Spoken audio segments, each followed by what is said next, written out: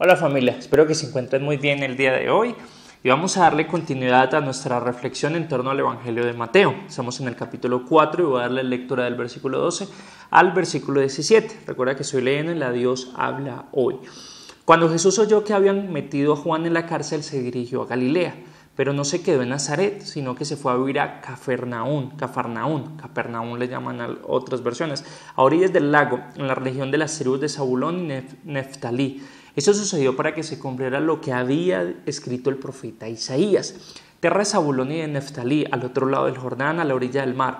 Galilea, donde viven los paganos. El pueblo que andaba en la oscuridad vio una gran luz. Una luz ha brillado para los que vivían en sombra de muerte. Desde entonces Jesús comenzó a proclamar: vuélvanse a Dios porque el reino de los cielos está cerca.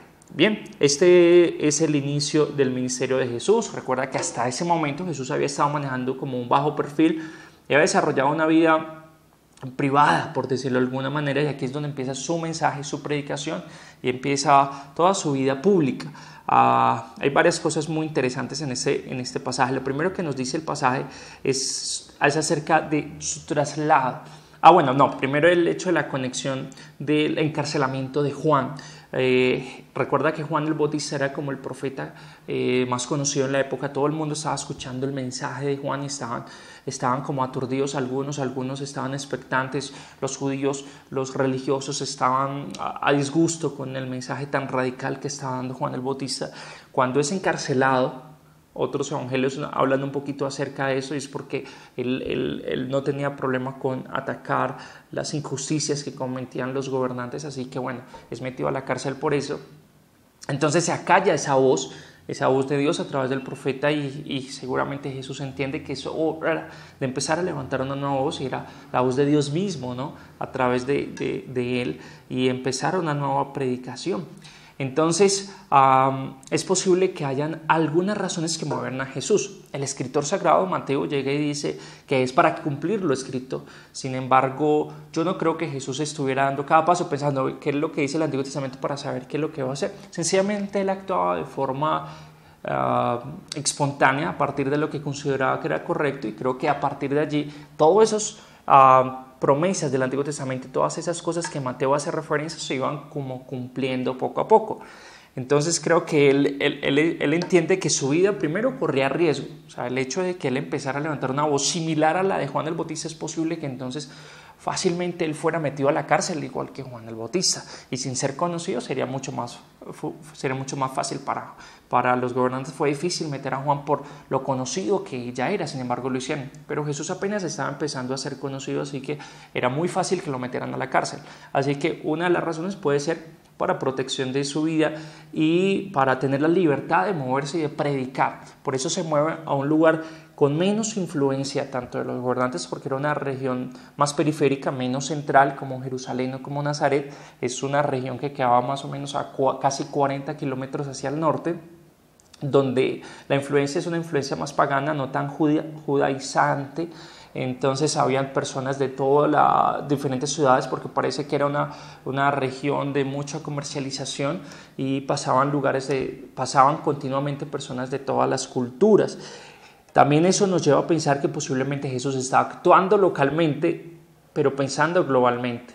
Me explico, él estaba ejerciendo su predicación, él dijo, pero si me quedo en Jerusalén, posiblemente el mensaje no salga con tanta facilidad de acá como puede salir desde Capernaum, porque las personas de tránsito, personas que estuvieran de otros lugares cercanos y lejanos, podrían llegar a escuchar el mensaje de Jesús y podrían llevarlo más fácilmente a otros lugares, donde luego llegaría el Evangelio. Así que posiblemente Jesús también esté pensando en más allá de los que están a su alrededor, que me parece que es una razón muy válida. También el hecho de que no tuviera tanta oposición del sistema religioso, porque aquí en Capernaum no había tanto, como decía ahora, tanta cultura judaizante.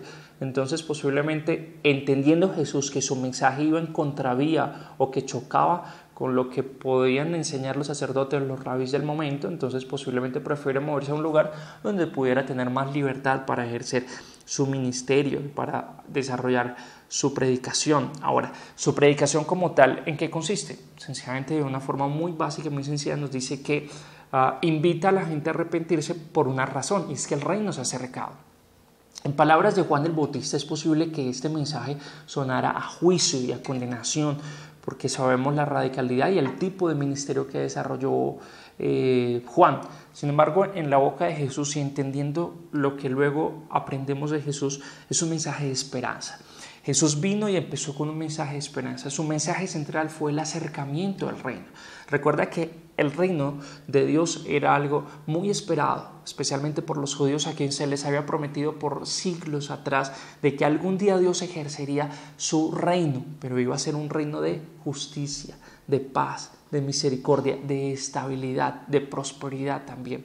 Entonces, entendiendo que por siglos habían sido y que en ese momento presente estaban siendo presa de la opresión de un imperio que era el imperio romano, entonces se convertía en un mensaje de esperanza. Este es el reino que habíamos esperado. Sin embargo, igual téngase presente que ellos lo entendían como un reino terrenal. Jesús luego va aclarando de que su reino no es de este mundo, pero obviamente tenía unas connotaciones sociales, por eso utiliza el término reino, que es basileia, que es gobierno, que es autoridad, la autoridad de Dios, y lo llama el reino de los cielos. En ese evangelio, en los otros evangelios hablan del reino de Dios, porque recuerda que está dirigido a judíos. Los judíos eran muy reacios a usar el nombre de Dios por respeto, entonces por eso aquí habla del reino de los cielos.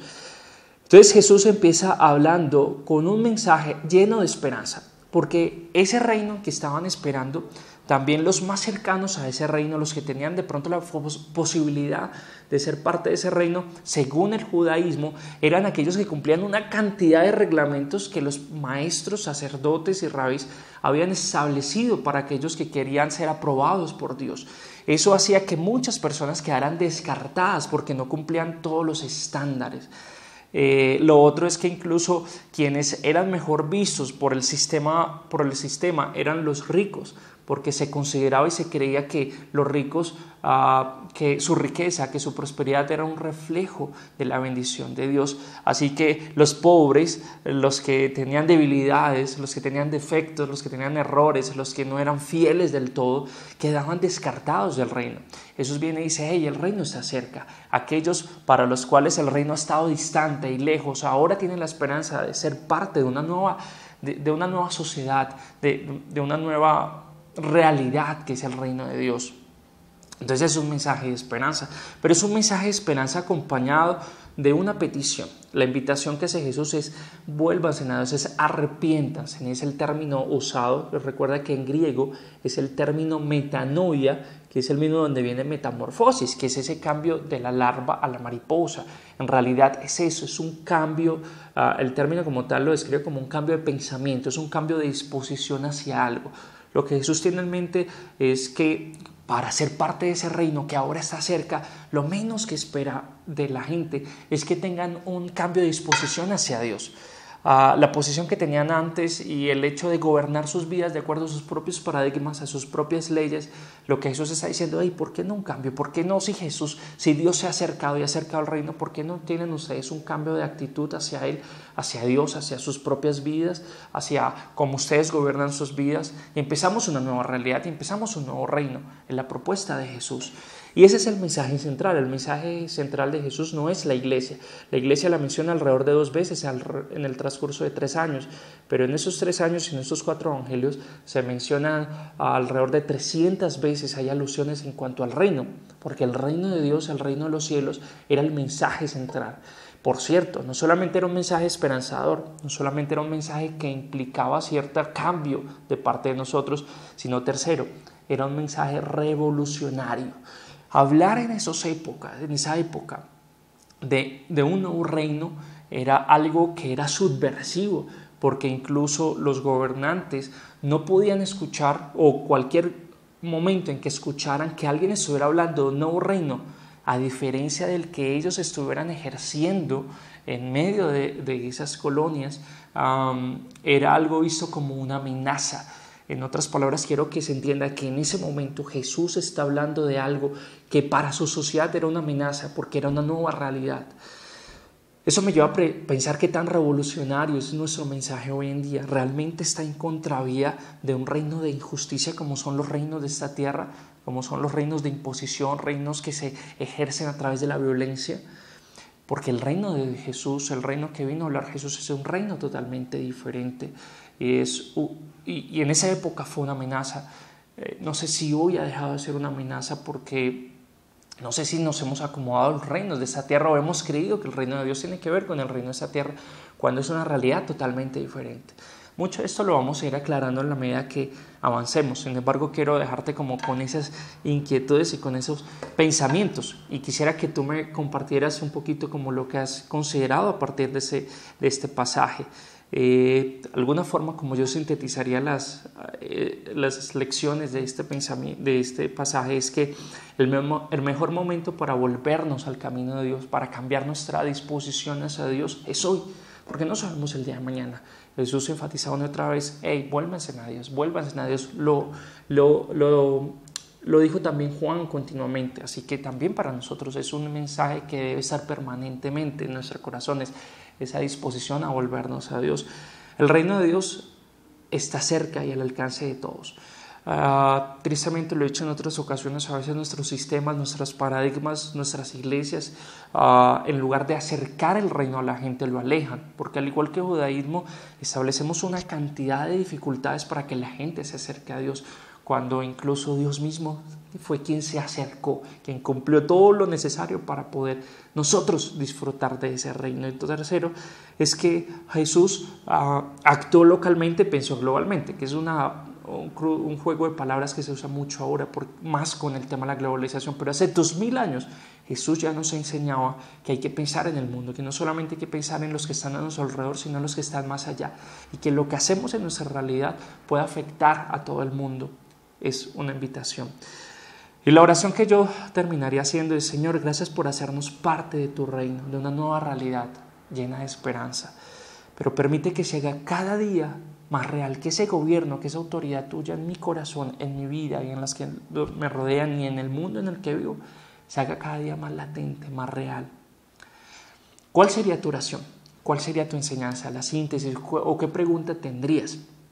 Muchas gracias a los que han estado participando. Animo a las otras personas a que nos compartan sus pensamientos, así sea solo una frase, pero compártanos qué brota en tu mente a partir de ahora, porque eso no es palabra de Dios solamente de una persona. Creo que palabra de Dios también hay en tu corazón y en tu mente, así que permítenos conocer lo que hay en ti a partir de esa porción. Si tienes algún familiar o amigo que consideras que le puede interesar esas reflexiones, únelo a nuestro grupo o háblale un poquito de este ejercicio para que sea parte. Recuerda que los comentarios los hacemos en el grupo de Facebook.